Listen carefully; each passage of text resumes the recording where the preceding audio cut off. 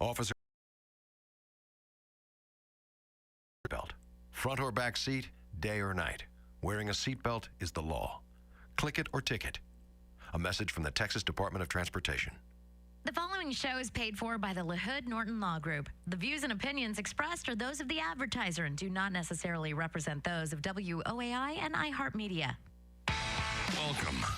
This is Sidebar. Sidebar, a frank discussion on life, the law, and liberty. Sponsored by the LaHood Norton Law Group. And now, your objection sustained. Your hosts, Karen Klaus and former Bexar County District Attorney, Nico LaHood. Thank you so much for joining us Saturdays at 9 a.m. on WOAI. And I always like to say, get on a platform, a social media platform right now, because yes, we are on the air from 9 a.m. to 10 a.m., but we continue to have the conversation after the show for the after show? Yes, it's Sidebar. So today, some of the topics we're going to be talking about, this big, beautiful bill passed. Well, I hope that we get a chance to go through why it is so big and beautiful. Also, this week, there was a guest to the White House. The president showed him a little video, and some people are saying it was an ambush. That was a word that was used a lot. And of course, we were given an update on President Biden's health. Maybe it was a cover-up. Was it missed? We will discuss that also. Every week, come right here to WOAI. That's where you'll hear the former Bexar County DA, Nico LaHood, trial lawyer, managing partner of LaHood Norton Law Group, and Georgia Ruggio, scholar, former chemist, and pharmaceutical researcher and director. So, guys, what are we going to start the show with? Besides, it is Memorial Day weekend. Yeah, no, it's an important celebration. Are we on? Are we on? Now you are. Always trying. I'm so sorry. Oh, my gosh. Look, I have to do this. Oh, we'll just deal with it. Okay, you can talk, and then I'm going to get all the microphones ready to change. Karen, you're fine. It's Salo's fault. Blame the Mexican somehow. So Salo, it's your fault somehow. No, it's George's fault. George didn't have a microphone, Karen. It needed to be moved. So here's the deal. Is this on? Okay, good. Look, there's a lot to talk about. There's a lot to talk about this week. And I don't know which one to start with, Karen, to be honest with you. I mean, you got the Biden situation, and you have two issues when you're dealing with Biden. You're dealing with, okay, who ran the country? That's been a discussion this week, and there's a lot to dissect on that. Jake Tapper's book, which I have so much to say about that. The guy really disgusts me, and I'm saying this very objectively because I don't think the guy's ethical, and I'm going to say immoral, but that's just my opinion. People can disagree with me on that. And then you have the idea of this cancer diagnosis. Now, that's real. I mean, vast majority of Americans, 1 in 3, 1 in 2, the stats every year are a little bit different, are going to deal with themselves or someone close to them are going to deal with that situation. I have a very personal journey through something like that, so that's why it wasn't just like a flippant story for me. And then, you know, if you have family members and things of this nature, but it's where they are in the diagnosis. I mean, the fact that it's advanced stage. Most people know, if you do any type of research, prostate cancer is slow in movement. It's not an aggressive per se. And then it's spread to his bones. Now, is that, in my opinion, my questions, is that from a biopsy? You know, many times the cancer metastasizes because you break the capsule and you can spread it. All sides Everyone of has that. a different opinion about that, but it's something that I think could be very credible. So that makes me think, okay, was it tested? Was how long did they know? They haven't checked his PSA since 2014. I mean, who believes that crap? I mean, I guess. He's the president of the United States. But every dude, when you're doing your blood work, even if you do it once a year, even if you do it once every 2 years, let's say you just don't want to know. Some people, they think ignorance is bliss, and it's not. It's dangerous. But why wouldn't you? Any doctor's going to say, well, you're over 40 or 50 or whatever it is, and people say, we don't test them if you're over 70 or 80. That's not true. My pop's 88, and they check his prostate during his blood exams, because all you do is you say, okay, while you're drawing your blood, oh, by the way, check your prostate. Oh, by the way, check your testosterone. Oh, by the way, check your triglycerides or whatever. It's just checking off a box on what you want to check on, and prostate's one of them. So there's a lot there. I've heard a lot of, you hear all the conspiracy theorists or whatever, but this one kind of was interesting. Someone had said, well, the plan was, quote unquote, air quotes, I can't stand those, but they're appropriate here, was to have Biden win because they thought he could win again, and then release this cancer diagnosis at some point in his presidency, and then just usher in, President Harris, which makes me nauseous. But but that was the quote unquote plan. I don't know. I mean, look, to me, everything's on the table. The Democrat Party, at least in leadership, not every Democrat. I'm not talking about every person that votes Democrat. I'm talking about the party, and they've lost all credibility. I mean, when Schumer doesn't want to talk about it, he keeps, we're going to move forward, we're going to move on, we're going to move forward, or whatever. I mean, no, you have to talk about this because you were close to this dude. You spoke about him. The people like and I'm just going to kind of vomit thought right here, so just we'll go where you want, Karen. The Joe Scarboroughs of the world, the Jake Tappers of the world, all these idiots that not just excoriated people who just dared to question what our eyes were seeing. It wasn't some crazy tinfoil hat theory. It was, I'm not an idiot, and thank God I have 2 eyeballs and 2 ears that work. And there's something off with this guy. I mean, he's not the same Joe Biden. He's not the best Joe Biden ever, Joe Scar. These people should be off the air, and I mean that because they're not just ignorant, they're deceivers, and they're co-conspirators in a lie. Now, it's not a crime to lie unless you're trying to take someone's money or something. But I'm just saying, you're a quote unquote journalist. You're supposed to be a reporter. You're not a reporter.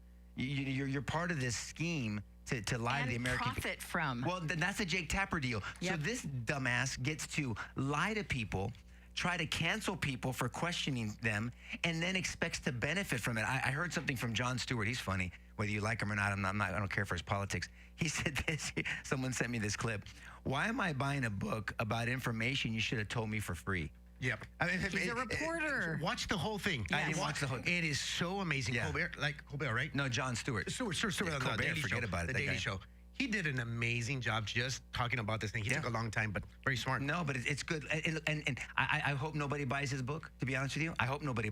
I wouldn't even think of it. You couldn't give it to me for free. I'd use it as toilet paper or fire starter. I'm serious. I think I can't stand dishonest people, and then this faux humility that he has. And now that's between him and God where that's legitimate. But this faux humility, it would be real to me if he repented. Hey, you know what?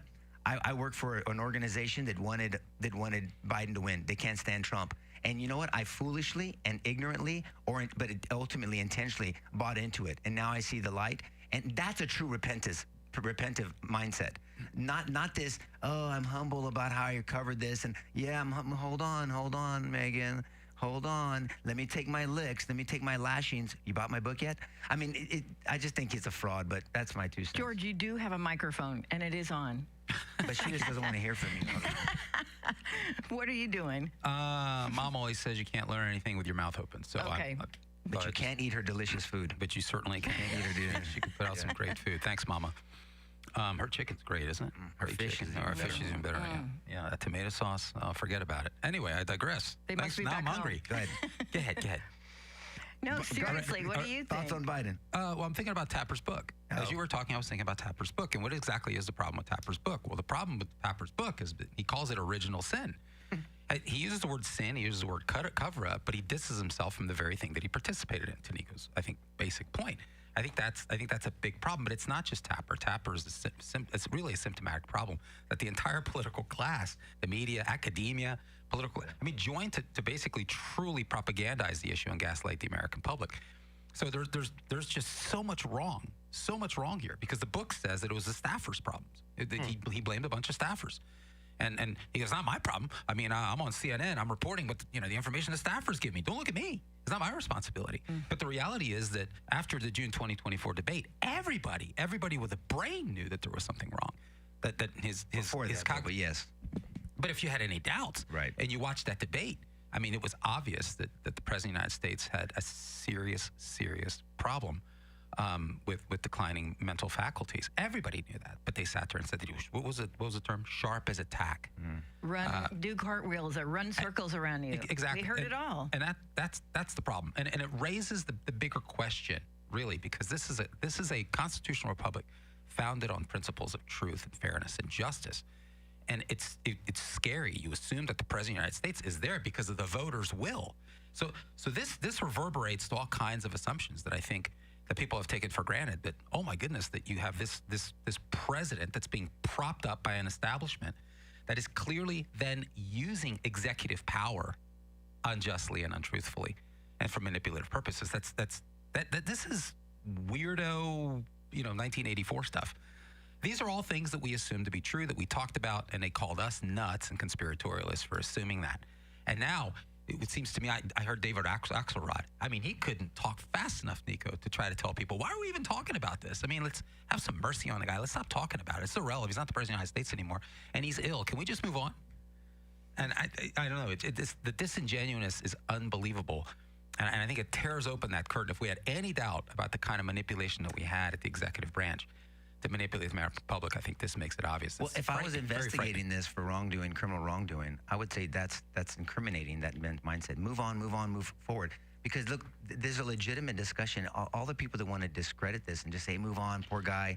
And you have to question the timing of the release of the cancer diagnosis. I know. Right? We have Richard online that said cancer is sad, but does that release him from what he did? No. Well, did he really do it? I mean, he went along with it. Right. But I'm just saying, so it goes, who was in control of the auto pen? That's a big deal. And you know, the Jen Psaki's and the KJPs, the press secretaries.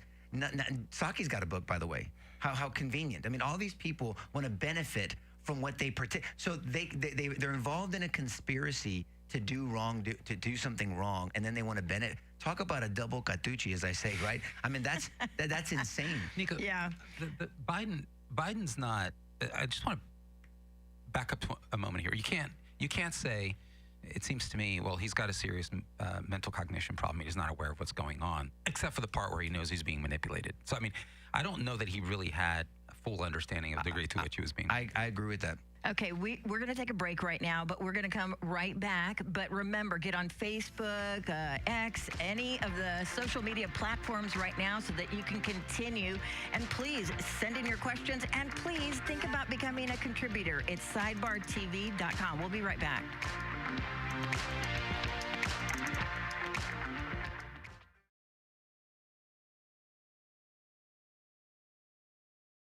Hood Norton Law Group bring invaluable practical knowledge from the other side of the aisle, using over 70 years of combined experience to strategically advocate clients' rights and pursue the best possible outcome. I'm Nico LaHood with LaHood Norton Law Group. Have you been arrested or accused of a crime? The LaHood Norton Law Group has the knowledge to defend you regardless of how small or large your case. In Bexar County, anywhere in the state, or even nationwide, we have the knowledge to defend you in federal or state court, no matter how small or large your case. We are trial lawyers with proven success. Using their 70 years of combined experience to strategically advocate for their clients' rights and pursue the best possible outcome. The LaHood Norton Law Group. For a free consultation, call today, 210-797-7700. 210-797-7700. LaHoodNorton.com. This is Nico LaHood. If you or a loved one has been arrested or accused of a crime, we can help. LaHoodNorton.com.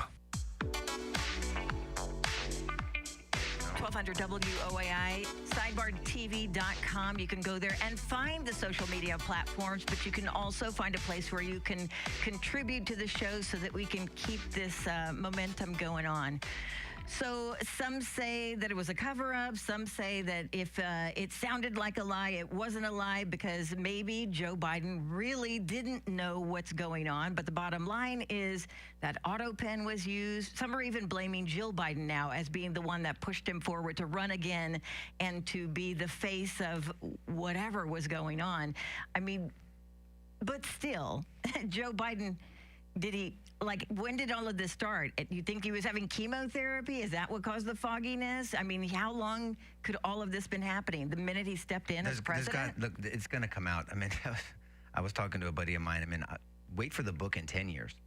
Forget about these opportunistic, jackasses, trying to, set the guy up. And then I don't even blame Joe Biden on this deal. When you have the guy can't even get off a stage. How can we say he could be the Lex Luthor mastermind on this whole thing? Yeah. I mean, so when you look at mens rea, when you look at the criminal intent, it was uncomfortable because I've dealt with that in family members and close people that you love and the other people that I'm friends with, that they talk about the struggles of dementia and Alzheimer's and cognitive decline.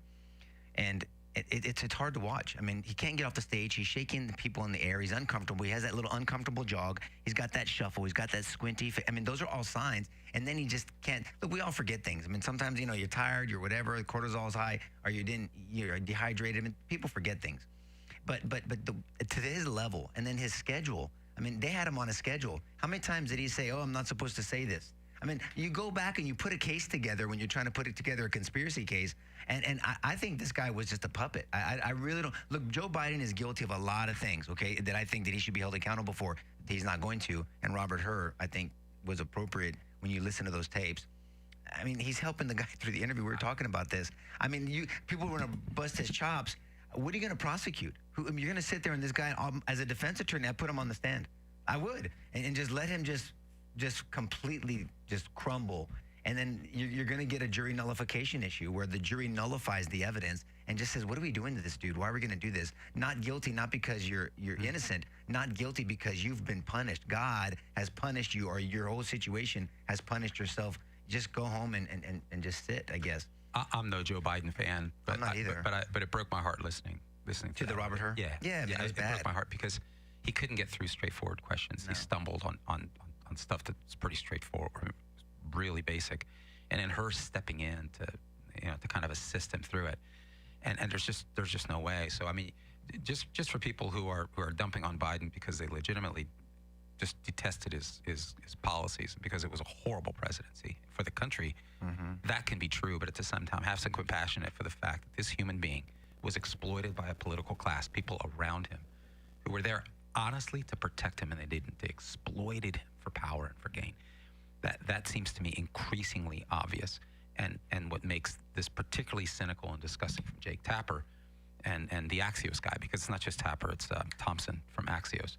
It's a joint writing effort. Both of those as individuals and their media apparatus participated in the cover-up, and now to get to this point and say, well, it's everybody else's fault. Sorry, we didn't know. We're just media people. It's the height of cynicism. But I just want to kind of extrapolate this out to the implications for the country. I mean, the idea that, again, you think that the president of the United States, embodies the wishes of the voting public, and all of a sudden, what we're learning here is that no. I mean, such is the political state of affairs that we actually have someone at the highest levels of executive power being manipulated by whomever and whichever. That's dangerous stuff. And there ought to be some repercussions for this, Nico. I think there ought to be criminal repercussions. The question is, how in the world is that going to happen? And I don't throw that around lightly. You know that in my world. I think that the justice system has been abused and used as a weapon by certain political factions. And I loathe it. I hate that because it's such a huge responsibility and it should not be used and wielded inappropriately. But when you think about who run the country, when you think about all these Jan 6 hearings and over again and hearing after hearing and all this other stuff, which I mean, they're legitimate hearings. Who was running the country? I mean, think about what was at stake here. And then who was signing for the president? And is there a legal analysis that needs to happen? I say yes, on whether these pardons and these acts and these presidential acts that he supposedly did are valid or even legal. I mean, look, we have something called forgery. I mean, if someone forges your name and you signed over all your bank account or your house, it's a crime. And there should be restitution. Things should be placed back. You weren't an honest buyer. So you weren't, I'm not saying that the person that bought it knew. I'm just saying in that scenario, I'm just saying that this needs to be looked at because this can't happen again. And I hope that the American people have woken up even more. And as Van Jones said, the Democrat Party is going to be paying for this for a long time to come. And I hope that's true. Not because they're Democrats, because of what they did. Because this is deception at the highest level and fraud at the highest level, because you're dealing with the president of the United States and the co-conspirators of the mainstream media. And you saw that. We're not talking about it yet, but you saw this criminal enterprise, and I'm using that with air quotes, so to speak, with the South African president. Everybody lock in step. Ambush. Looked like an ambush. Sounded like an ambush. Seemed like an ambush. It's seems like still happening.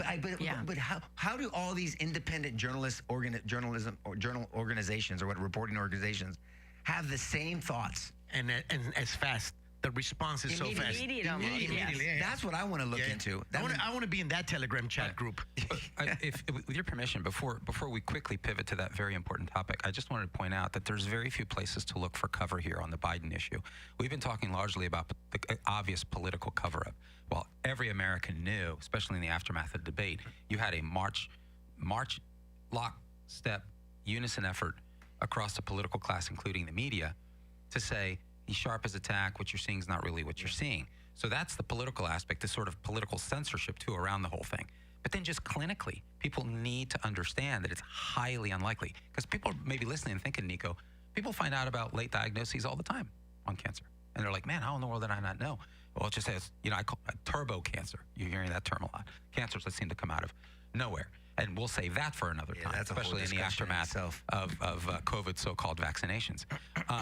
So could that have been the case here? Well, the reality is that the PSA, you mentioned it earlier, the prostate-specific antigen test, it's been around forever. It's a relatively simple blood test. It really is. And the average schmo gets that test as a matter of regular testing when you get up in years. The president of the United States, simple blood test, didn't catch that? Yeah. I mean, come on here. I haven't met a doctor, I haven't heard a doctor speak on this issue who didn't take the same position, that the probability that this would not have been found is virtually nil. One doctor even said that for men, all men will either die with prostate cancer or from prostate cancer, because that's just what happens as we get older. It's going to be it may not be an active thing. Look, like I said, this is very personal for me. We all have quote unquote cancer cells in our body. Correct.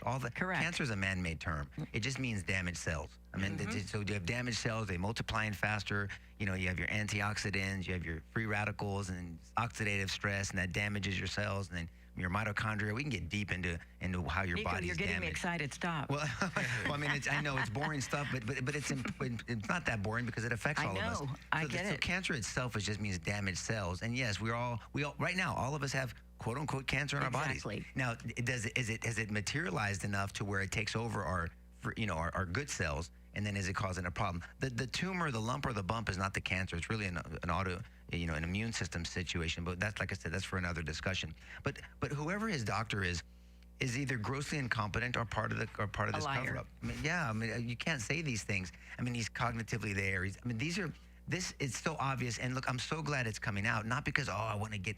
It's not about getting revenge. It's about justice and accountability. People have to be held accountable. Our country, if that scheme would have worked, and either if Joe Biden would have won again, or Kamala Harris would be president right now, I often think of this, and I've said this to Saulo, I think to George too. I've often paused, throughout every once in a while, and just thought that we'd have a completely different country. Completely. If either one of those would be president right now, we'd have a completely different country. Not just from the illegal aliens coming in.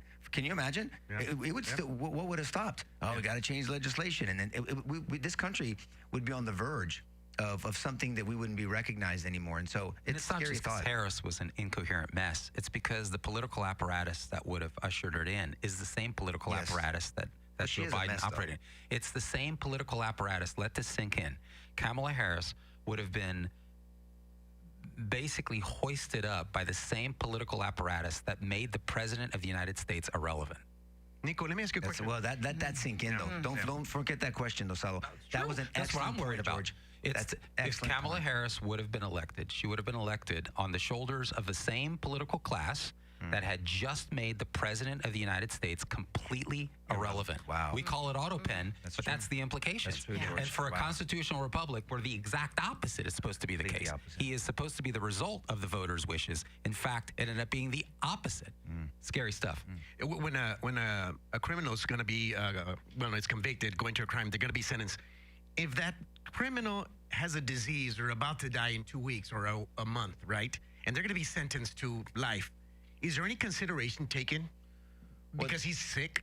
Well, it depends if he's going to. If you have a pre-sentence investigation and a sentencing hearing, it's either a mandatory life. If it's capital murder, then you have no choice. But then there's a discretion. So in Texas, we have a bifurcated trial. We have guilt, innocence. If you're found guilty, then you have a completely different trial hearing on sentencing. And all of this is what we call mitigation. So yes, it's a mitigating factor. It should be a mitigating factor. Well, one of the things is because they're going to do that in the media because I don't know if you were watching Her Take. These girls, have you seen Her Take? Yes. They're going to compete against The View. They're going to kill it, right?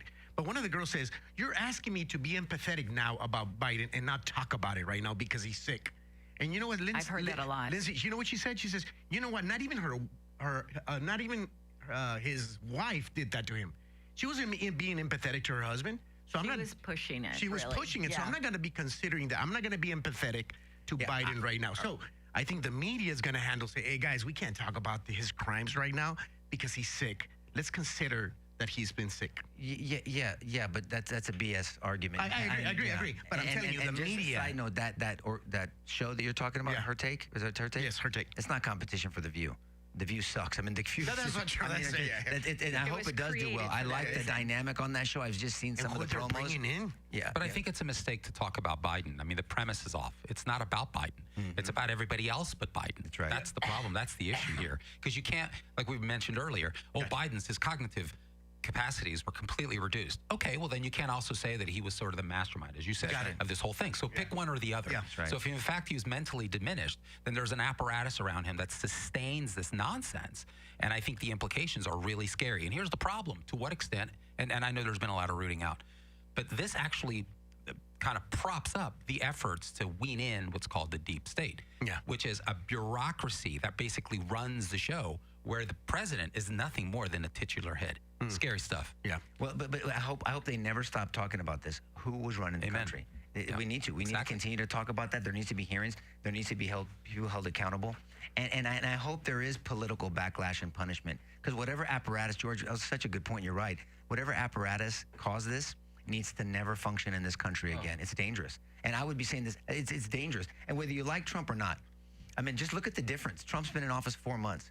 You can't count how many press conferences, impromptu interviews he's No, you done. can't. I mean, just complete It transparency. really is uncountable. I mean, Well, you can't. He's always interacting. I mean, Biden, you can only he had meetings between 10 a.m. and 4. He's fallen asleep everywhere. Look, we've all fallen asleep during something, and whether it's whatever, a meeting, a movie, or Of church, or course, whatever. of course. Or Karen during the show. Yes, But I mean, thanks. but what I'm saying, but for him, it was a regular offense. I mean, this guy. The one video that gets me, it's one of the top 5, is where he's doing some media thing or press conference in some jungle, and then he just finishes talking and walks.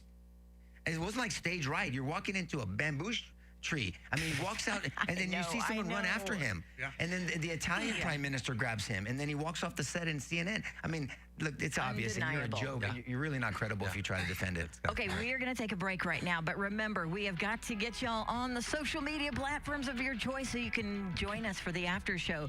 SidebarTV.com is where you'll find it, but we will be right back with more on Sidebar after this break.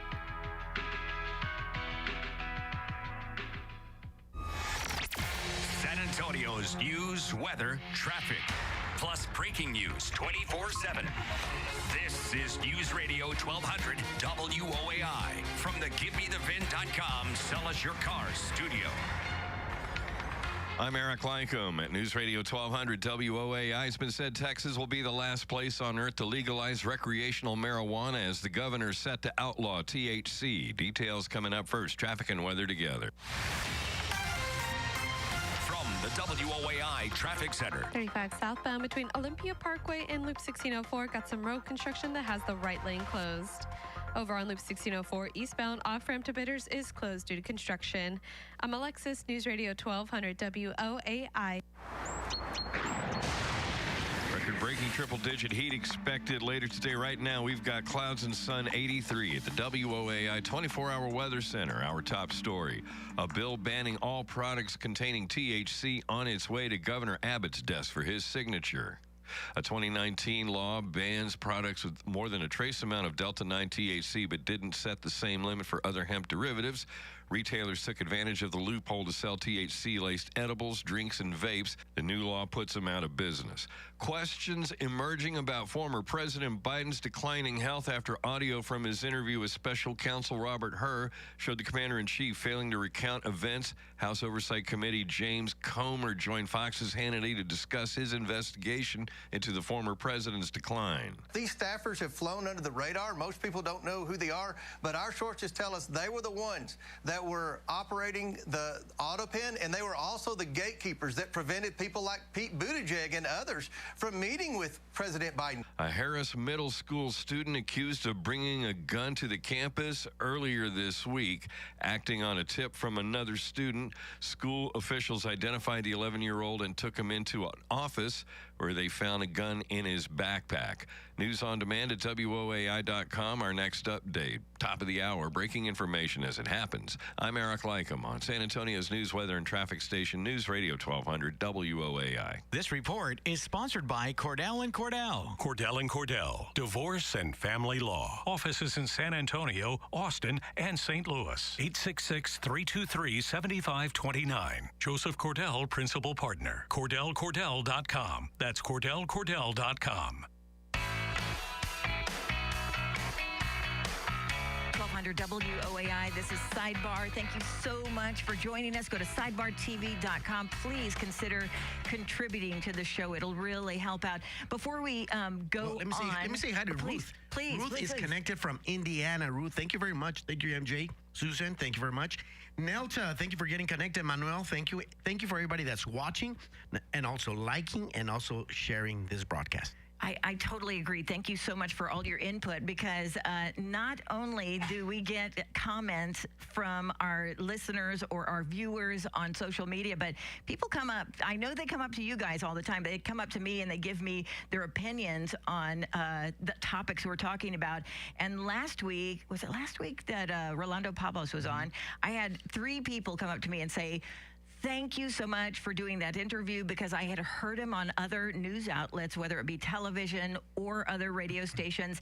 And you guys, I don't know if you relaxed him, if you made him feel like he could really give his thoughts and what he stands for, but they felt like it was a better representation of him while he was on the show, and that it solidified their backing. Yeah, look, I want to be, we complain and we bitch about other people being biased or whatever. I'm really trying to be objective. I mean, obviously, you listen to me for 5 minutes, you know where I stand on issues. I'm a conservative Christian. I'm proud of it. I can defend it. But I'm not a goofy one. And there's a lot of goofy people. There's a lot of goofy conservatives. There's a lot of goofy Christians.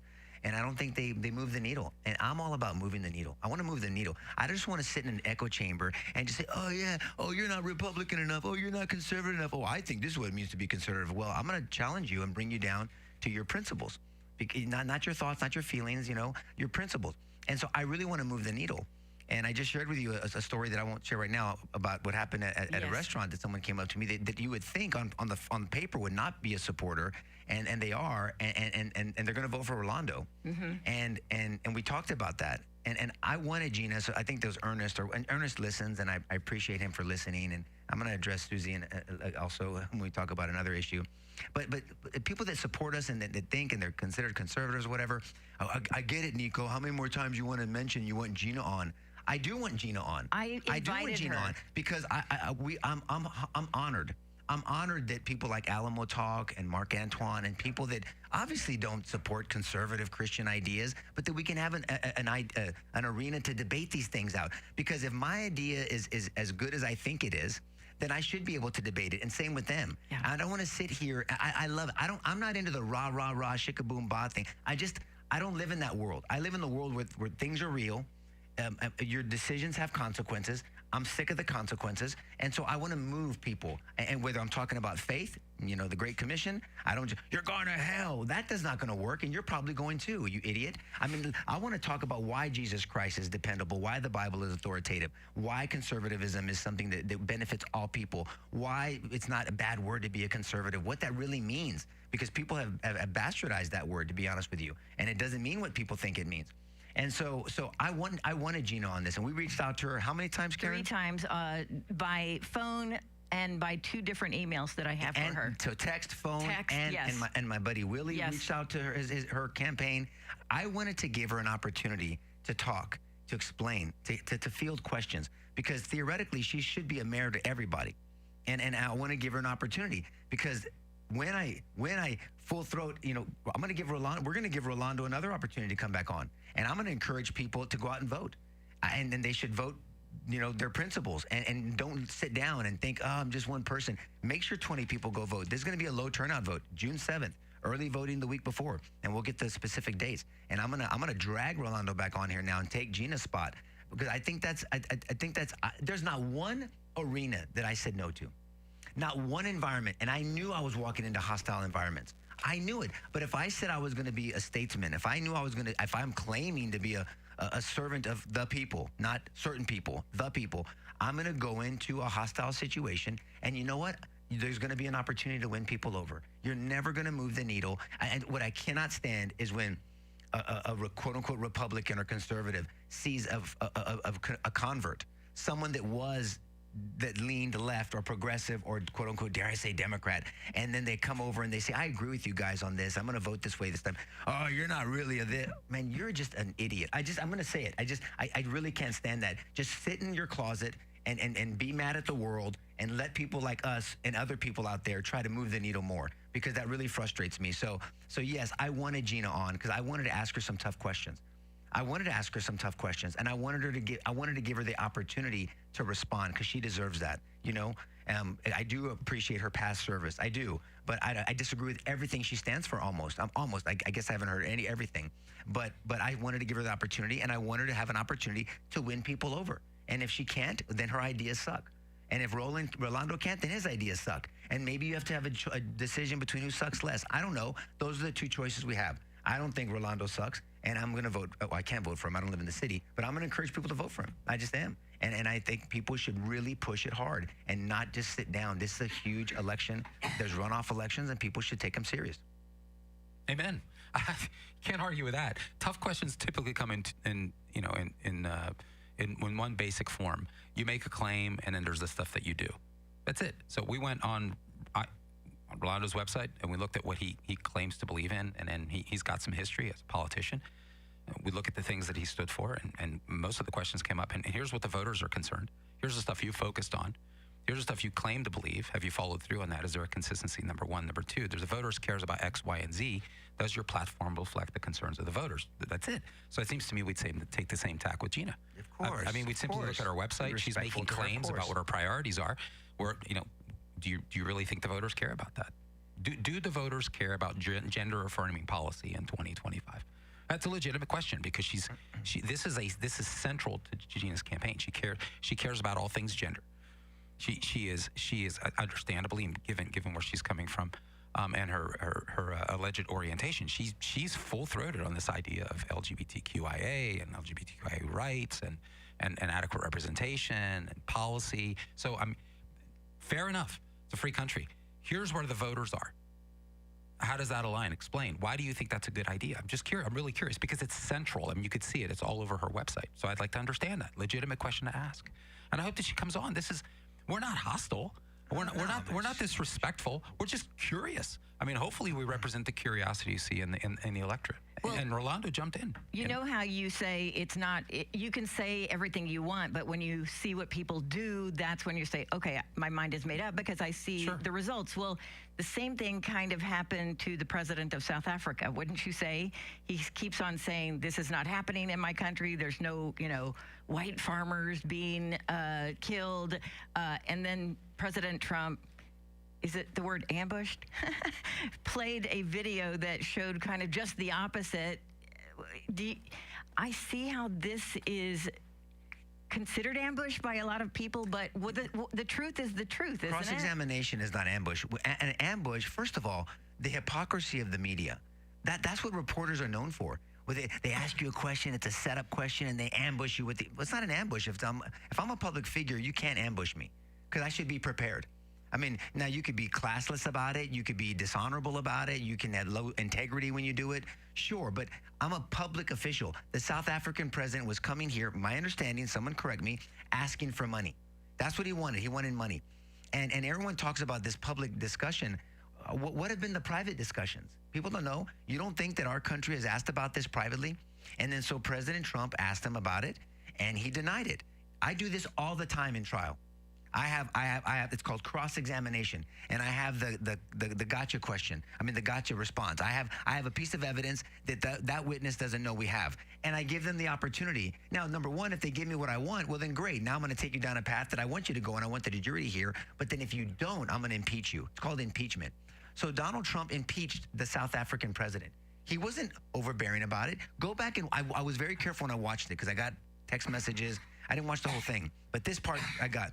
So they ask him a question, and then that reporter asks a question. So when are you going to stop saying? I mean, really, I thought it was you called Trump a liar. When are you going to stop spreading these false narratives? Gross. And Trump was like this, And then you could tell he was going, oh man, what am I going to do? I'm going to rip into this guy. Well, no, he was just, it was kind of, he was a little tame. I don't know if, man, talk about cool. If he knew the South African president was that going to jump into it, you couldn't have set this up any better. So right. But he set himself up. He goes, I'll answer for the president. And then he jumps in. And then, which I thought was weird. You answer for the president when you're going to try to give cover for him, not when you're trying to embarrass him. I'll answer for the president. He needs to listen. What does that mean? That means you're not listening, President Trump. Oh, by the way, did I ask for money already? You're not listening, President Trump. And then Trump goes, oh, okay. And then he listens and goes, not listening to the people. So then Trump goes, well, let me listen to some of the people you brought. Those are the golfers, those white dudes. The South African president brought them. Somebody reported it was Trump's people. They came straight from South Africa. They came over there. And then they said what they said and about their family. And then Trump plays that I don't think Trump would have, I don't think Trump would have played that video if the South African president says, yes, President Trump, we have a problem with this, and we're addressing it, and we need your help, and it's something that we need to combat, and this and that. Then there's no need for it. Now. If he would have made that admission in court, it would be called an improper impeachment. You impeach somebody when they say something contradictory to what the evidence has. If he would have humbly repented and said, yes, you're right, we're dealing with this and we're addressing it the best we can, then that would have been inappropriate in my opinion. Right, overboard. I had zero issue with what Trump did. I know some people don't like Trump, so all thinks Trump is bad. I have zero issue with what he did. Number one, as a Christian, all lives matter. All lives matter. And every way and color that God designed, all lives matter to me. And so, yes, it matters. And I would have done the same thing if it was any brown, black, purple, I don't care to me. I mean, I thought you mentioned he was impeached by Trump. I'm glad you said what he said, that it wasn't just Trump. He was impeached by his own people. I mean, you had the agriculture minister who said what he said. That golfer, I thought, was really interesting. I mean, he specifically said, hey, man, it's South African. He basically said that, they're trying to burn farms down to chase you away. Terrible. You had the agriculture minister who said, yeah, this is actually a problem. And so I know we need to. I know we need to We're go going to take a break, but I really want need you to delve into this because this is a significant problem, and we were not that far away from something similar. Which guess what's going to come up again? The discussion on due process. Okay. Sorry. Okay. We are going to continue right where we left off. You got to stick with us. We'll be right back with more on Sidebar. With reputations as respected high-level prosecutors in Bexar County, the attorneys of LaHood Norton Law Group bring invaluable practical knowledge from the other side of the aisle, using over 70 years of combined experience to strategically advocate clients' rights and pursue the best possible outcome. I'm Nico LaHood with LaHood Norton Law Group. Have you been arrested or accused of a crime? The LaHood Norton Law Group has the knowledge to defend you regardless of how small or large your case. In Bexar County, anywhere in the state, or even nationwide, we have the knowledge to defend you in federal or state court, no matter how small or large your case. We are trial lawyers with proven success. Using their 70 years of combined experience to strategically advocate for their clients' rights and pursue the best possible outcome. The LaHood Norton Law Group. For a free consultation, call today, 210-797-7700. 210-797-7700. LaHoodNorton.com. This is Nico LaHood. If you or a loved one has been arrested or accused of a crime, we can help. LaHoodNorton.com. This is Sidebar. This is WOAI, but you can go to sidebartv.com to get on a social media platform because when the show's over at 10, we'll continue. And I love MJ Martinez, who said, due process is next. So he's promoting the show. So, George, due process is next. What does that have to do with anything? And we're talking about the president of South Africa and his visit to President Trump.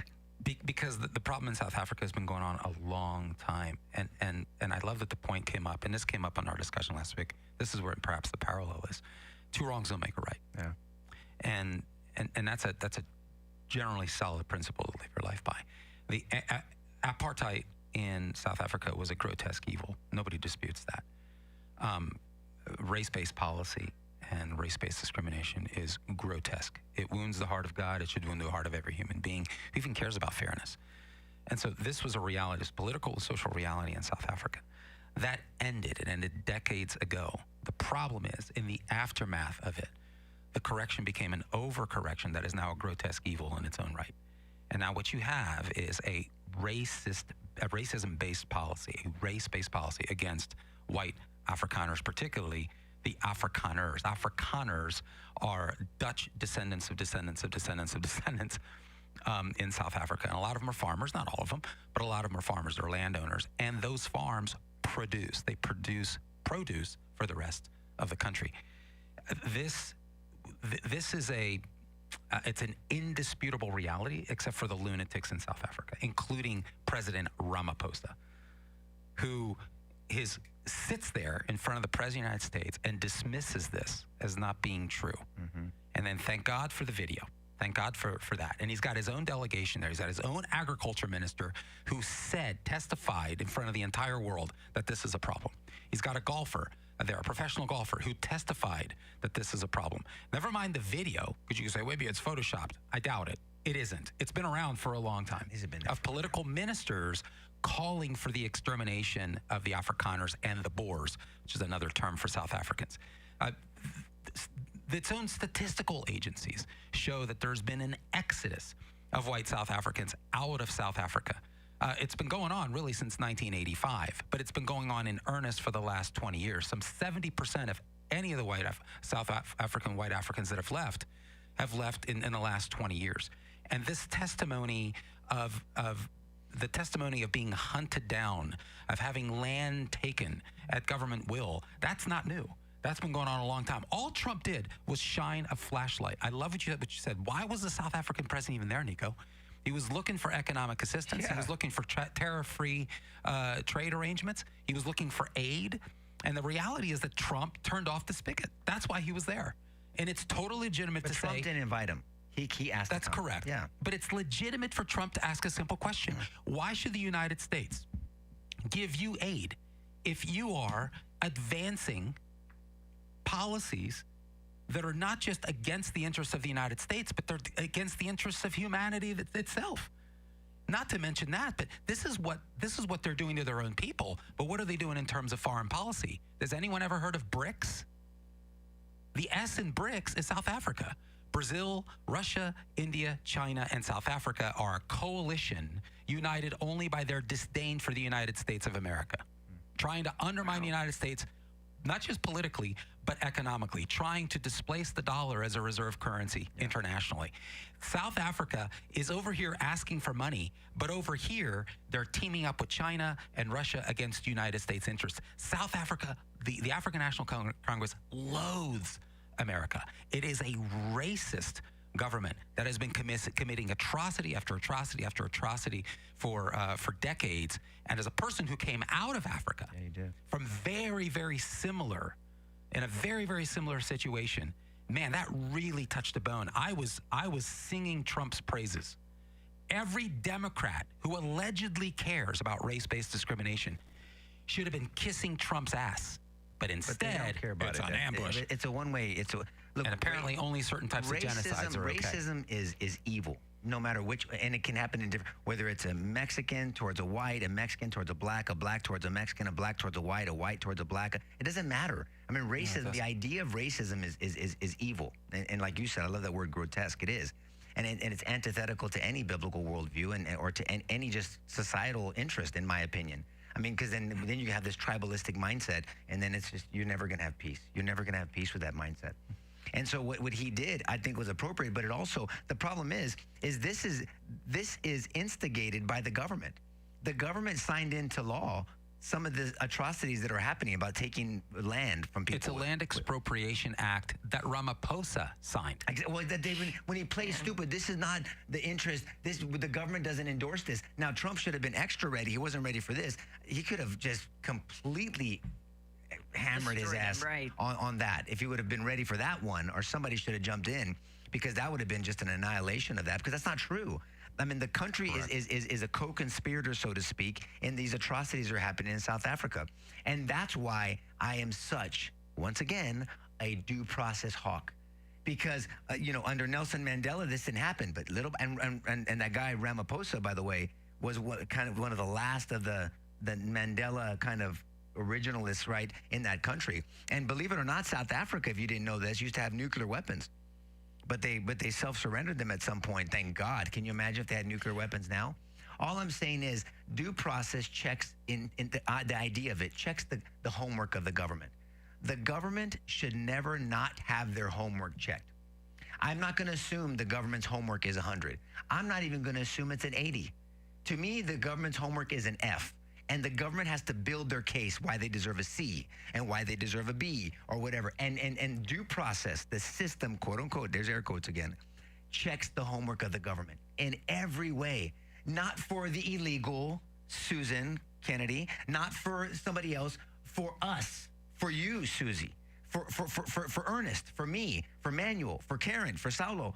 Well, maybe not Saulo, but for everybody. It's for the American, for the citizen. We have to have a system that is above reproach, and it's ideologically, right? Ideally. I know it's not there because it's run by people like us, and we're flawed. And so that's why the idea has to be better than a Biden. The idea has to be better than a Trump. Has to be better than a Newsom or an AOC. Has to be better than a Harry. That's why, because then it leads to this. So George made this point during the week offline. We talked about this. Don't think that we weren't heading down that direction. I'm not trying to be hyperbolic and that it was coming next year. Can you imagine if Biden or Harris would have won? I mean, all you have to do is just look at the state of the country now versus last year. Just look at that, and just the feeling and the tension, and yeah, there's going to be resistance movements, and they're there. But I'm just thinking about this. Just look at the border. You don't think Starr County is rejoicing right now? I mean, 95% reduction in illegal immigration, 4,200 a day down to 200 and whatever the number is George shared with us last week. That's insane without one legislation passed. So what does that tell you? That tells you that everybody was lying to us on the other side. Lying to us, not mistaken, lying to us. Not one law has been passed, Karen. I know. To stop that invasion. And so that's what I'm saying. And then and then just the idea of parents being domestic. There's that just a governmental, without checks and balances, diagnosed an American citizen as a domestic terrorist. That's fine. But not for being at a board meeting because you're pissed off that your kid has a book in the library about anal sex. No, that's not a domestic terrorist. Now, if they take that righteous anger and do violence with it, that's different. You're not a terrorist for that, but you're going to be prosecuted, and you should. But this is where the country was going. This is where our government was going. And without due process, yeah, everyone's rejoicing that Trump's in office. Guess what? You got 3.5 years left with him. Now what are you going to do? Are you going to work hard to make sure that there's a J.D. Vance or a Rubio next? And then after that, eventually down the road for your great-grandchildren, if you don't preserve due process, there will be a president AOC or a president whatever, fill in the blank, a Ramaphosa, and then see what happens then. That's why I'm so passionate about due process. People who are listening are probably saying, Nico, are you seriously comparing what's going on in South Africa to what's going on here? And the answer is obviously not. No. But South Africa, and you and I were talking on the phone about that was this. the point you made during the week. Exactly. What's happening in South Africa is really what ultimately ends up happening when things like habeas corpus, right? When the right to a hearing, the right to plead your case, equal justice under the law. It doesn't matter who's in power, because presidents come and go, political operatives come and go, but principles must stand. Constitutional 100%. principles must stand, and they have to sort of overcome party lines. Yes. Otherwise, we are all screwed. Yep. And we were incrementally moving in that direction. Our due process exchanges have been largely in the context of the Alien Enemies Act, as it appropriates to Tren de Aragua and so forth. So that has its own place. But that's the undergirding of where I've come from with this. This is what I'm talking about. So what's happening in South Africa and what I lived through in Angola, that's at the very end. After due process is really an artifact. It's over. But it was incrementally being burned. It didn't just happen overnight. No, it did not. Yeah. And so you're seeing it. You see tendencies in the courtroom, and the tendencies from the government. And this is just the way government has always been. The founders knew that this was a significant potential. They guarded against this. In fact, the long, protracted fight over the Bill of Rights was ultimately that the Constitution, apart from the Bill of Rights, didn't go far enough to protect the rights of the individual. You wanted me to share something when we were talking, because George and I, we sparred during the week. People don't get all of them. Now, we're not always raising our voice at each other, but we're going back and forth with ideas. And we were talking about this, and I shared with you one of many situations where the federal government, I've seen this happen, comes in, and they're accusing somebody of a crime, and they say, look, if you don't plead out, I'm going to prosecute your parents. I'm going to prosecute your family. Yeah. Now, there might be a very tenuous link there, but nothing where they even probably think they'll get a conviction beyond a reasonable doubt. But you might beat the rat, but you won't beat the ride. And the headache and the expense, and then enforce it. I've seen that type of abuse. I'm not saying it happens all over the place and it's not widespread, but it happens, and anything can happen when you don't check the government's homework. That's why I just don't trust any institution that is not run by a moral principles that are going to undergird them. And I love the ideas of the Constitution and the Bill of Rights. And I love the idea that the government doesn't just come into a court of law or into our site and say, hey, why are you doing this? Because I said so. That works with parents and a 5-year-old. That doesn't work with a government and a citizen. It doesn't work that way. Because I said so never should be okay with anybody, especially a self-professed, quote-unquote, conservative. Never. If the government says I said so, I say F you. The people say so, and let's go to a jury trial. The people say so, and let's go to a hearing and give me my habeas corpus or give us due process. The people will say so, because this is still a country of the people, by the people, and what? And for the people. And if we don't preserve it, and if we don't think that a drip, and George built homes, when you look at mold in a house, you think it was from some rain like we had thunderstorm the other night? No, it's a leak. It's a little leak. All you hear is a beep, boop, drip, drip. Over time, over days, over weeks, over months, dare I say years, and then you have black mold and everybody's sick as hell in your house, or worse. And that's the way I look at due process and the governmental, not keeping the government in check. And even as the president of South Africa sat there and said that there are political systems in place to protect people, due process, in his view, he has been out there calling these individuals who are refugees as fake refugees, and he called them cowards. This is the president of South Africa. The man is a thug. He's a communist POS. You can say it in 10 minutes. And the sooner he's out of office, the more blessed South Africa will be. Look, we're going to talk about this more, guys. We're going to wrap up. We didn't even talk about the big, beautiful bill or whether it's even beautiful. So those that listen just on the radio, switch over. We'll talk a little bit about it. We really wanted to talk about it on the air. Continue it. Because there's some things beautiful about it, and there's some things not so beautiful about it. So we're going to talk about some of that. Thank you for joining us. Happy Memorial Day. Thank you for all those that have given the ultimate sacrifice. God bless you and your families, and have a wonderful weekend. Enjoy with your family. Bye-bye. The preceding show was paid for by the LaHood Norton Law Group. The views and opinions.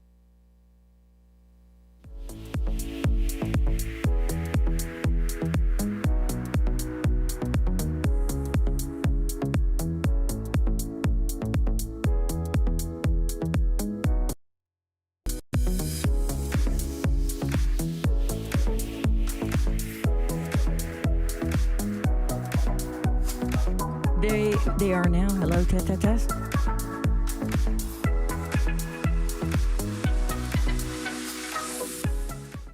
George, one question that I have, and I kind of get it, but with all that happened in the White House with the president of South Africa, how does that even affect us, or does it affect us as Americans? Well, Nico brought up due process. I think this is what a nation looks like when people have no rights because they happen to be the wrong color. That's it. This is the far outcome, and that's what happened really with me.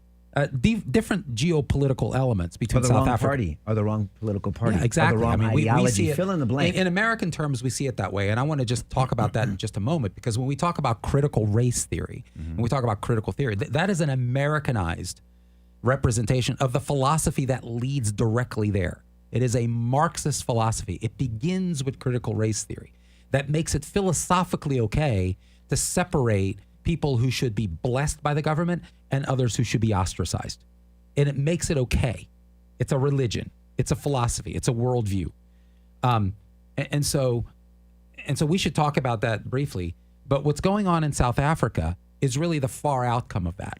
And the conversations we've been having and the examples that you give where you see the government sort of exercise its heavy hand at the loss of individual liberties for various people, you see this on the front end, and so you're leery of it, and that's where it starts. And here's the problem: the reason it got like that is because there weren't enough advocates on the front end.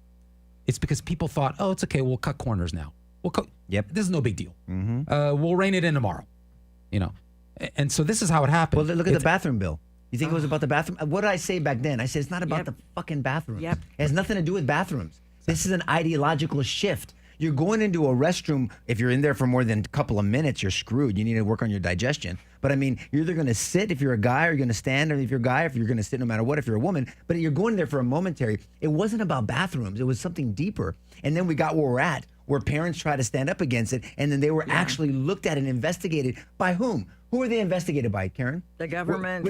Oh no, you mean a special interest group? No. Under Barack Obama's. They were investigated. Department of Justice. They were investigated by the federal government. Under Eric Holder. That's insane. Let that sink in. And if you don't think that, so when I look at South Africa and I hear George and Mr. and Mrs. Araujo's stories of, and again, we should, on an after show somewhere, I love to hear them talk about it. I love to hear George talk about it.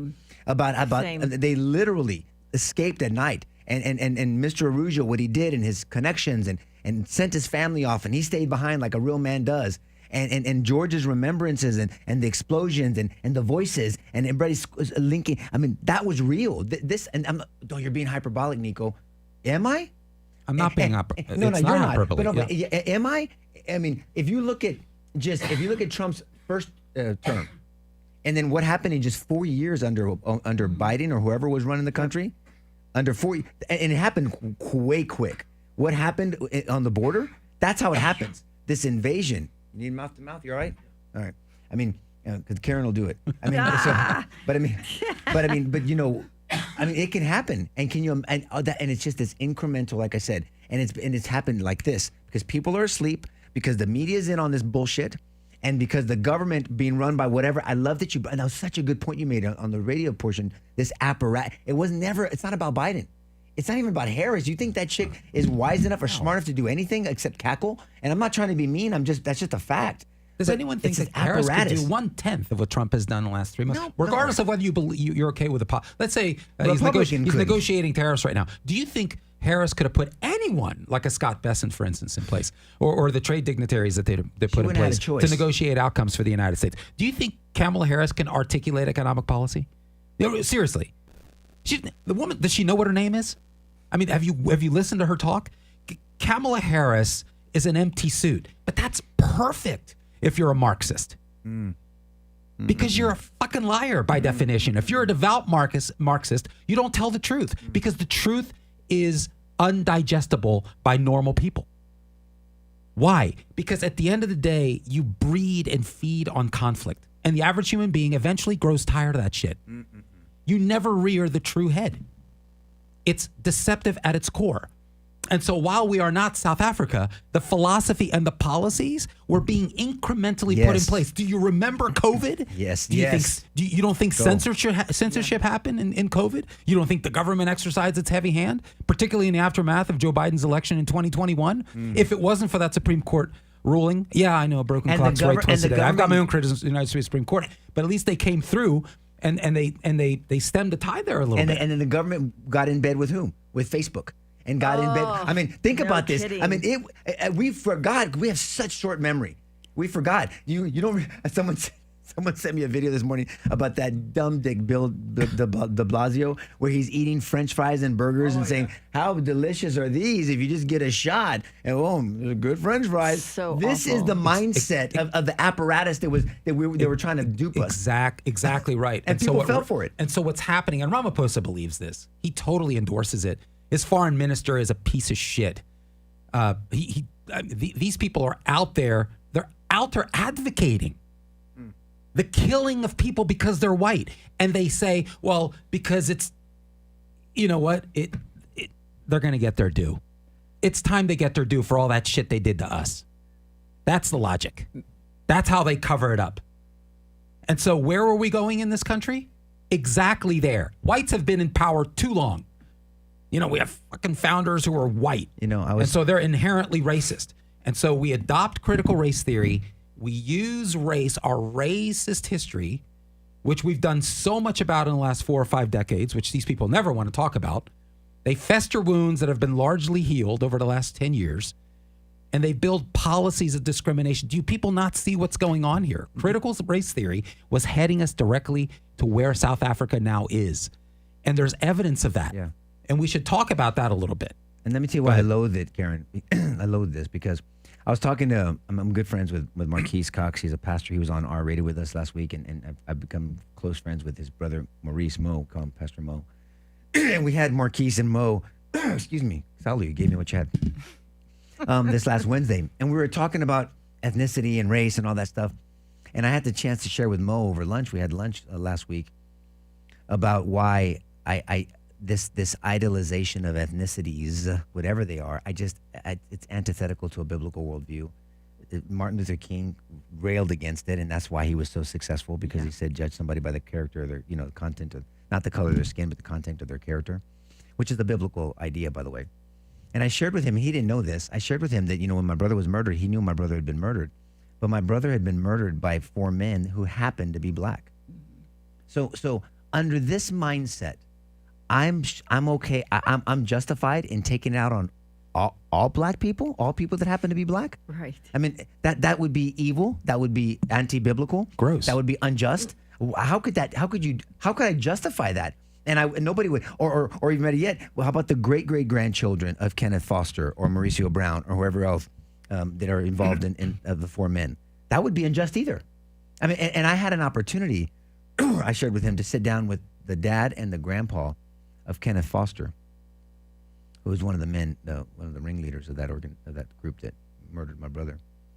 And they came to see me when I was DA. That's the whole. It was on that Netflix deal. Please, people need to watch that. I Am a Killer is Yes. the name of the show. I Am a Killer, season 1, episode 2 is our family story. But they didn't get this on video. But I met with Kenneth Foster's dad and grandpa on the show. They show Mr. Foster, the grandpa, who is a precious human being. I think he's passed on by now, but I have zero doubt he's with our Lord, and I'll see him again when I leave this earth. Just mutual respect for that guy, both of us. Well, they only show the 3rd meeting we had. I've met with him two times before that, and one of them was with his son Kenneth, who is Kenneth Foster, the grandson's dad. And they came in because they wrongfully thought that I had the authority to commute his sentence. They misread the statute, but man, it was sexy. Talk about clickbait. Why would Netflix and this guy and people from Europe come over and want to? I was very leery to do this show, and I vetted it out, and I thought about it, I prayed about it, and I finally said, these guys are they gonna tell the right story, or are they gonna just make it look bad? And so much misinformation about that, about my brother's passing and our family journey through this and our plight. And I prayed and I said, I'm just gonna do it. I had to sign creative control away. I mean, I had lawyers look at it. I mean, it was a big deal. These people were from England. And so they came. I thought they did a fairly decent job. But the point is, I met with Mr. Foster in the office when I was DA, and they came in and they said, Nico, we're very sorry. We're really sorry what happened to your brother. And I could see that. I mean, and I looked at them, and we're really sorry, Mr. LaHood. And, I'd met with Mr. Foster, the grandpa, before. And I said, I very much appreciate your sentiment, both of you, Mr. Foster and Mr. Foster. I really appreciate your sentiment. But you don't owe me an apology, right? Because it sounds like you're apologizing as if you did something wrong versus just condolences. And they both wept in my office. I know. Because we were released. I go, unless there's evidence that you're going to tell me that you taught Kenneth to act like this, and then you don't owe me an apology. But I appreciate it. We ended up talking, about biblical stuff and testimonies, and we embraced each other, and we took pictures together. It was a wonderful reconciliatory meeting. Mm-hmm.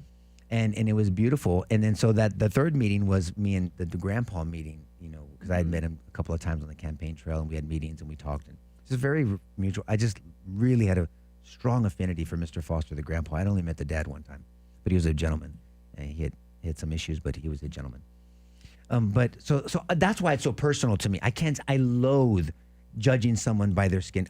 I am of the brown persuasion, if you can't notice, Karen.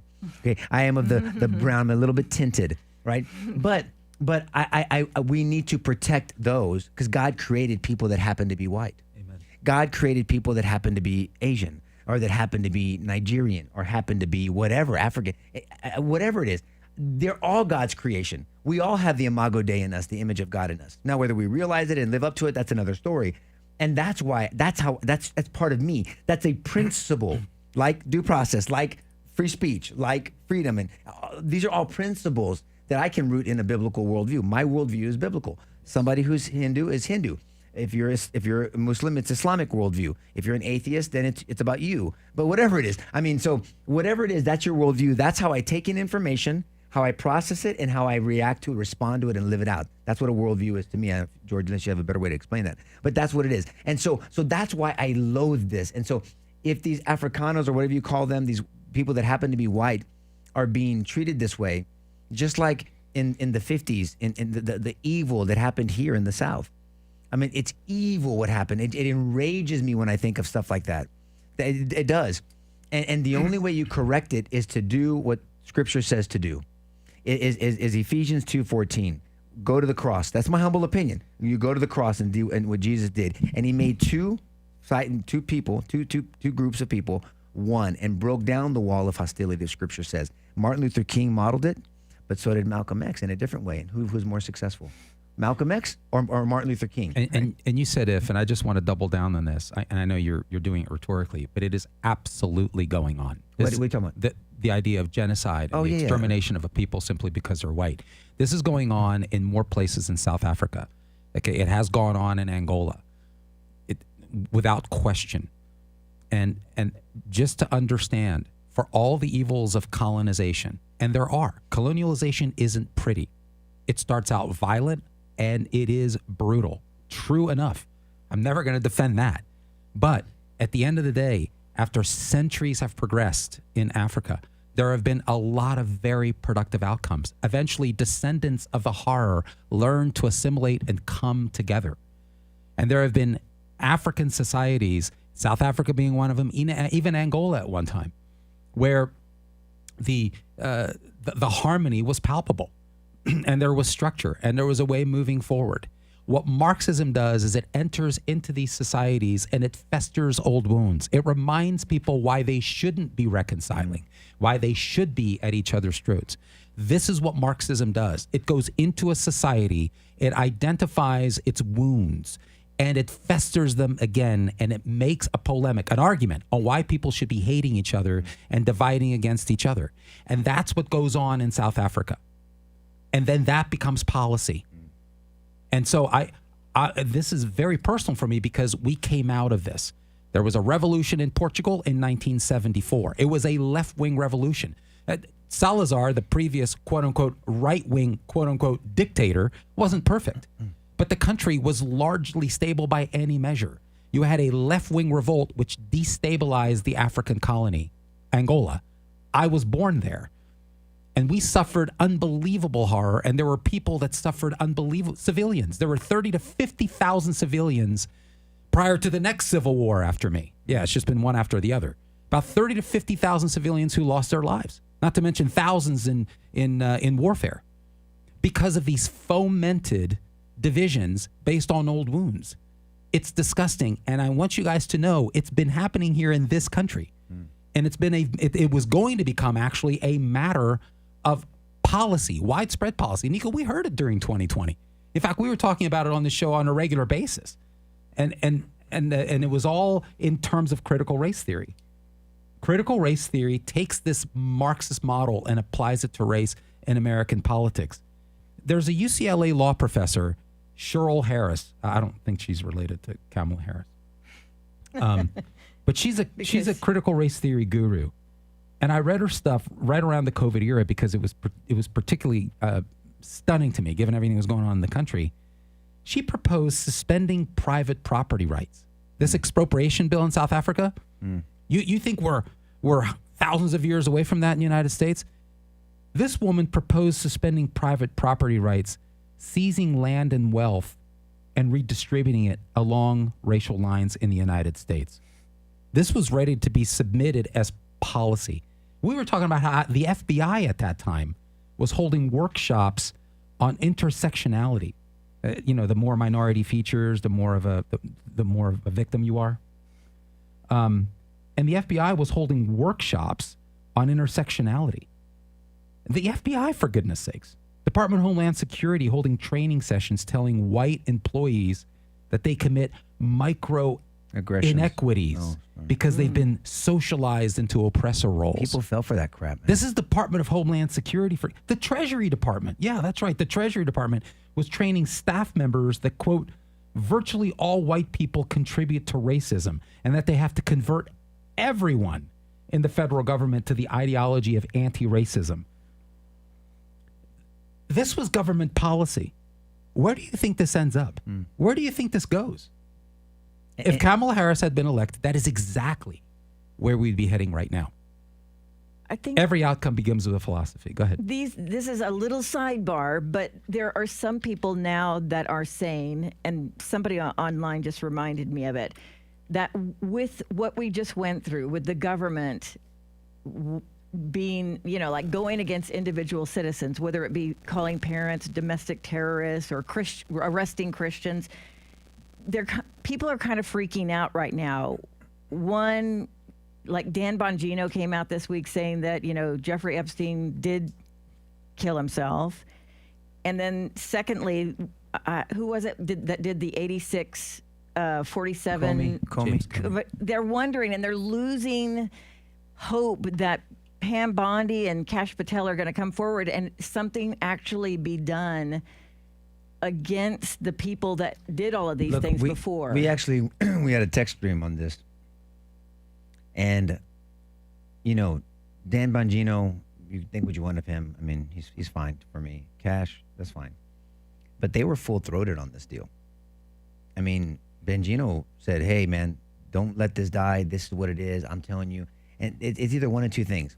Either you're talking from the cheap seats and can keep your mouth shut and be a little more tempered in your advocacy, because once you get into the circle, you don't know what you don't know. Right. And so temper yourself, and maybe he is telling the truth. I don't know. He looked very uncomfortable. I don't get him. This guy's on the air all the time. I'm not saying he's got to be as animated as he is on his show. But it wasn't typical. Well, it was weird. It was odd. He just looked uncomfortable. He looked weird, in man. an otherwise comfortable setting. I'm just doing an interview. I mean, just go like, look, I mean, we're looking into some more stuff. It's leaning towards this, leaning towards that. I'm not there yet. Just talk. But he's looked real. I've seen a lot. And then Cash always looks a little interesting. But look, all I'm saying is the only way you're going to keep credibility, because of the way you set yourself up, is now release it all. Now release it all. Just say, look, it was a suicide. I wasn't lying to you guys. Here it is. And this is why. Oh, shit. Maybe it was. I got it. Whatever it is. But it was very odd. He deserves due process. Oh, there it is again. He deserves due process, so I'm not going to make a final judgment. But I am going, It's not consistent to the Dan Bongino that we've all been accustomed to, that he got everyone accustomed to. So that's all I can say right now. I'm not in there. I've been in the nucleus. When I was DA here, that's probably the highest level of something like that federally. And it's not what people think always. And so you have to get in there and you're privy to information. Now, who he's covering for, everybody's speculating. People have a right to speculate. And I think he should answer questions because he's going to be there for whatever time he's going to be there. But your character is who you are. Your reputation is what other people think about you. Your character is who you are. I hope your reputation reflects your character, but it doesn't always happen that way. So I think they release it all. I mean, my humble opinion, or else they're going to have an asterisk by him and Cash. Just release it all now, because you were so full-throated on this issue. I mean, I think that's absolutely right. I mean, if there's been criminal wrongdoing, I mean, let's get it under sunlight. I mean, as an issue, I mean, the Epstein thing, I honestly really didn't give a shit, to be honest with you. I mean, I just think that there were so many significant problems in the country that the Epstein fixation, I mean, it's fodder for the conspiracy theorists. But they made such a big deal out of it. But indeed, and I understand. I mean, he's a billionaire guy, he's perv, and he had lots of connections, and there's pictures with prominent politicians and compromising situations. I got all that, and I think it's interesting and all that. And if criminal activity happened, people need to be brought to justice to the full extent of the law. I got all that. But I mean, as an issue, I always wondered why it was.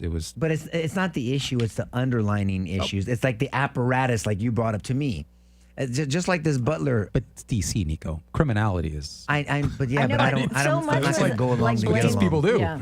I mean, are you kidding me? Why stop with Epstein? I mean, it would never end. So for me, it was, if we're saying about gutting out the bullshit, then it shouldn't end, or else we're never going to be healed, so to speak. But one thing that I wish that I'd hear more about is what happened to that kid in Butler that tried to commit the president. Exactly. I mean, he had 4 phones, he had this, he had that. How the hell did he get there? What happened? What was the breakdown? How did they not see him? It's not like he was in some bush somewhere. He's on the top of a building.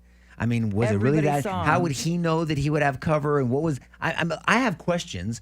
I think, and I don't understand why. I would think President Trump would want that revealed. I don't know. Maybe he doesn't. Maybe I don't know. But it's something that just makes me squint. You don't think they're just in the middle of it? I mean, yeah. I mean, there's something that needs to be done about that. I don't maybe know. They're still, brother. But, I mean, he is. Even if I'm in the middle, something that matters to you, like someone trying to take your life. I don't know how much of a middle you can be in. You can do two things at one time. Just a little time out here because it's funny how we look at what we expect from the Trump administration. The Trump administration has two speeds: fast and super fast. Any other administration would be like, "Oh yeah, it's totally normal. Let's give him a year." Yeah. But Trump, it's like, how come we don't hear anything about this? Because I mean, we just expect it because of how fast things go. And it's like they've been dealing with, oh my goodness, a shit ton of problems. So I do expect that something like that would be released in the next 6 months to a year, perhaps. But I guess to the Dan Bongino position and to Cash, they stepped in it because now how do they come back? Now they've and you're right. They could have just said, "Look, we're working through it." Just say, "Look, there's a lot more to it. Exactly. There's stuff that we're going to look at. We'll reveal it at Exactly this point." right. Look, Exactly right. Do you think that's the only thing? There's a lot of things to think about. It was a big issue. I mean, I think there's a lot of questions that if you're interviewing someone in a very objective way, not subjectively, I would have crossed them a little harder. Yeah. But he did look uncomfortable. I don't know why. I mean, it's not like he doesn't talk in front of cameras and people. Or that he's afraid of anybody. Well, I mean, you shouldn't be. I mean, I don't know. I mean, it was just weird. It was something that was odd to me. Now, I heard something was this a fake reporting where he said it wasn't a suicide? Was that a fake? Did I hear that? That was probably during his podcast. No. This was after. This was clearly after. Well, Bongino clearly alluded to that it wasn't just a suicide, that there was. No. I'm talking about after the interview. No, I haven't I heard. heard someone report that he said it wasn't. So maybe they were referring back to maybe I heard it wrong. I don't know. I wasn't. It was odd. But what I think we should save till next week then, I guess, is the big beautiful bill. Yeah. I mean, because I think that's a discussion that should be on the radio portion too, so everybody can get that, because there's some things that aren't beautiful about it, and we need to discuss it and what happens, because it still has to go through the Senate, and then people like Chip Roy that were present, and what he was standing for and what position he was trying to make. I think that you should bring up what you think wasn't beautiful about it. Yeah. What's at the top of your list that wasn't beautiful about the bill? $1.2 trillion of debt. That's not beautiful. I mean, we're talking about reducing debt, and 1.2 trillion. Says who? Is it not there? No, I want to know who said that. Everyone's reporting that. Is it not true? But I think it's false. Okay, fair enough. Then I'm open to that. So now we really need to discuss. I can't wait. No, I'd like to maybe learn something here, because No. All I'm saying is what people they have. But I've heard Republicans in interviews. In fact, I've heard it's even more debt than that. More than false.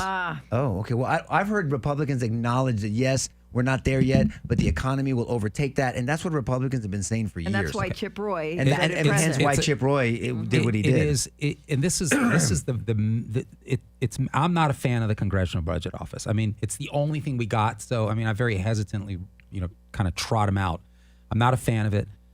They have a notorious habit of looking only. They have a Democrat view of things. It's the Congressional Budget Office and the Joint Committee on Taxation, and they have a very Democrat view of economics. Whenever there's never a tax increase they don't like. If you raise tax increases, then that's revenue for the government. If you ever, have tax cuts, oh my gosh, that's losses for the government. It's doomsday. And so the problem is they put a heavy hand on the negative. They don't think tax cuts are a good idea, even though those tax cuts have been shown to generate growth. Look, on Trump 1.0, this is why I'm going to shut up, because I think we do need to delve down into this next week, please. On Trump 1.0, the Congressional Budget Office, after he passed his Tax Cuts and Jobs Act in 2017, the Congressional Budget Office came out and the world was going to end in 10 minutes. And they said at that time it was going to add a ton of trillions to the debt. And in reality, that did not happen at all. You actually had $1.5 trillion that they were wrong about. That's a lot of money that they were wrong about. That was not shown to be true. Why? Because, again, they backed off the growth projections. They poo-pooed them. They said it wasn't a big deal, and it's all negative. And I think we got to go back to that, because this is where Republicans are coming from. Yeah, whatever. Your models are wrong. This is the same organization that was challenged by a senator. I can't remember his name in 1988. That said, I don't know if he was serious. He said, look, take everybody who makes $200,000 or less and put them at 100% tax rate. What sort of revenue do you expect? And the Congressional Budget Office brings out their models and they say, well, it's going to be so many billion in the first year and so many billion. He's laughing. He's like, are you kidding me? If you're making $200,000 a year or less and you're taxed at 100% tax rate, you're not going to get a damn thing because nobody's going to go to work. Yeah, but George, nobody's defending that. I mean, I've not heard any, because you're alluding to the fact that we're going to talk about next week that it's not going to increase the budget by 1.2 trillion. Is it by 1 trillion? Is it by 900 billion? I mean, what I'm saying is that it's half. What I'm saying is that it's half the story. Oh, okay. Well, I knew that was coming, but I'm just saying. But yes, I understand there's more, and I want to learn. I'm not claiming to be the expert here. I'm just saying no one's defending this, so obviously it's going to increase our budget substantially, and that's just not beautiful to me. That's all. I mean, if you're going to make an argument that there's other stuff that's going to offset it because of the growth of the economy, and that's going to counter hyperinflation down the road, you're the one that has the degree in it. I'll defer to you. But who does that? Who does what? Who says, hey, we're going to have losses, and so it's going to increase our deficit, and not take into account the very cuts and the savings that will result from the policies that are going to be put in place. It's a lot of speculation. It's a $1.2 trillion but it's not speculation. If you wipe out a bunch of people from your Medicaid roster that shouldn't be on the Medicaid roster to the tune of tens of thousands of people, no, hold on, that's real. I know, Daddy, but then what's the 1.2 trillion increase in debt? I don't know where the 1.2. For me, it was 4 trillion. $4 trillion as a result of the tax cuts being extended beyond 2025. In your analysis, how much you There's think actually $1.5 trillion in cuts. What do you think? Okay, so then it's going to be a surplus. We're going to have a surplus. I think ultimately you will. Ultimately, how many years? Well, because the whole thing is based on 10 years. So it's saying over 10 years, you're going to have so much debt. Okay. So ultimately over 10 years. But so what do you think the number is? So you don't think that there's an increase in debt with this bill? No, I think on paper, you're going to have an increase on paper. You're going to have an increase in debt because if you're going to extend the tax cuts, then obviously that's revenue that's not going to come in. And so you'll have less money to pay off your national debt.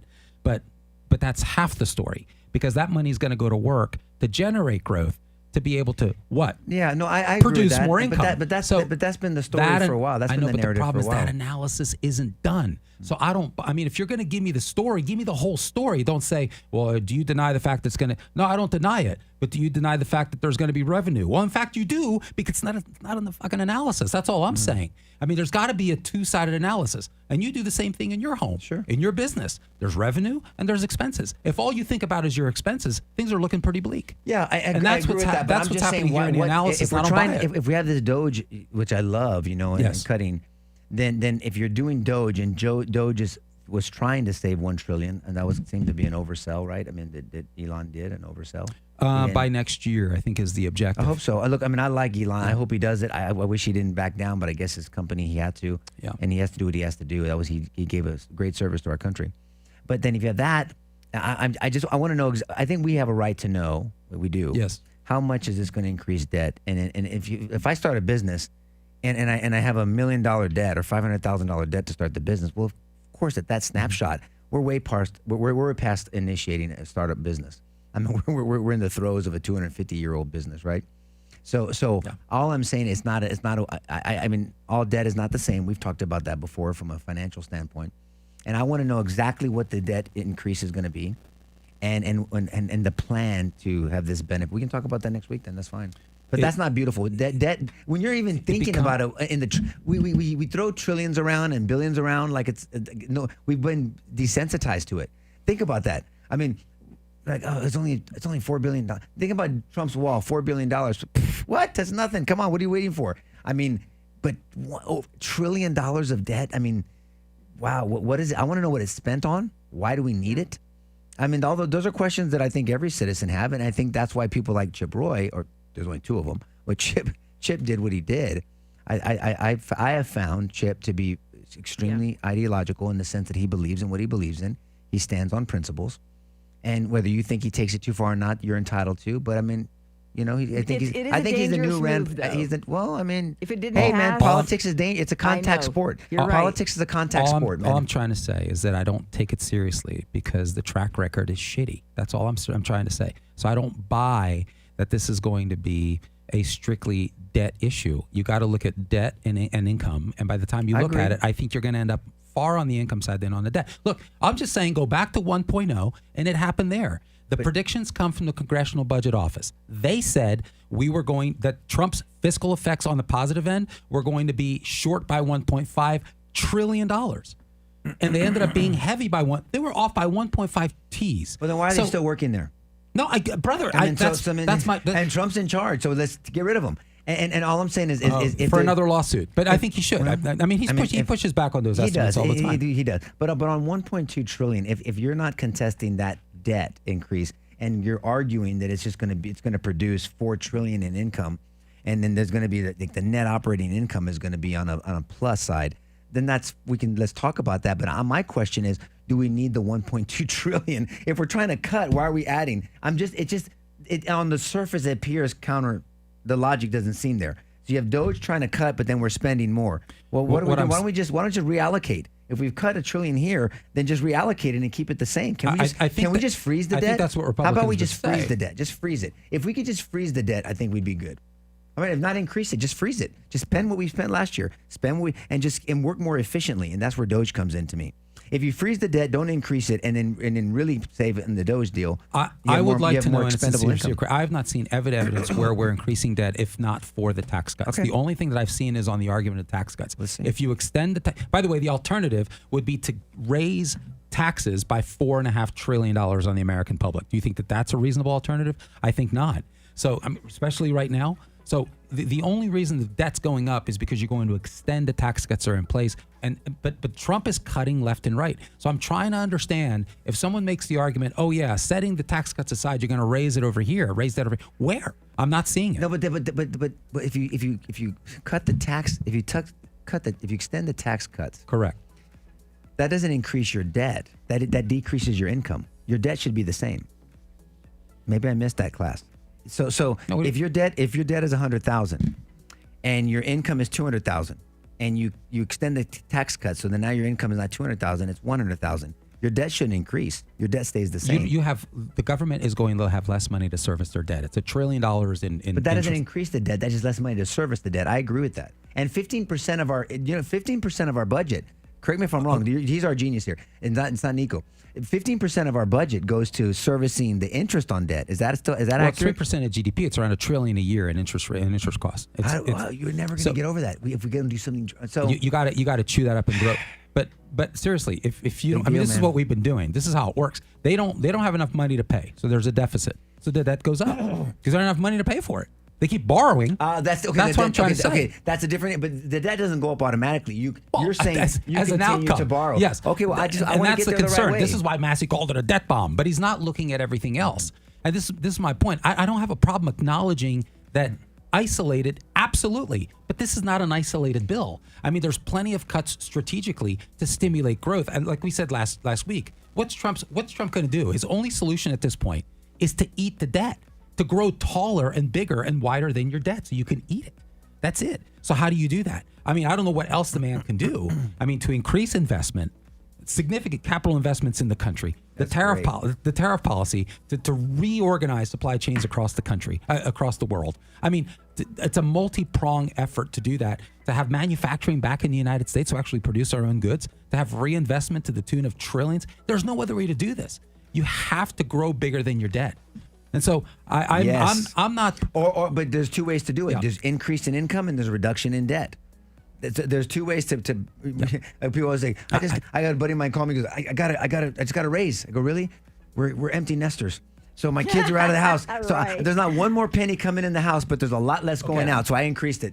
And so what's happening? Economics 101. It's a redirecting of costs. The Medicaid thing, I was a big fan of it, and also the green subsidy, the annihilation of costs from the so-called Inflation Reduction Act. Hundreds of billions of dollars that would have gone to bullshit green initiatives that have stopped and that have been redirected. I know that, but that shouldn't increase the debt, though. That's all I'm saying. I want to know. I want to know what. That's my argument. It doesn't increase the debt. I want to know exactly what the increase to the debt's going to be and what it's going to be used for. That's all. We'll talk. So for someone who said, let's say it for next week, I'm going to borrow from Godfather 3.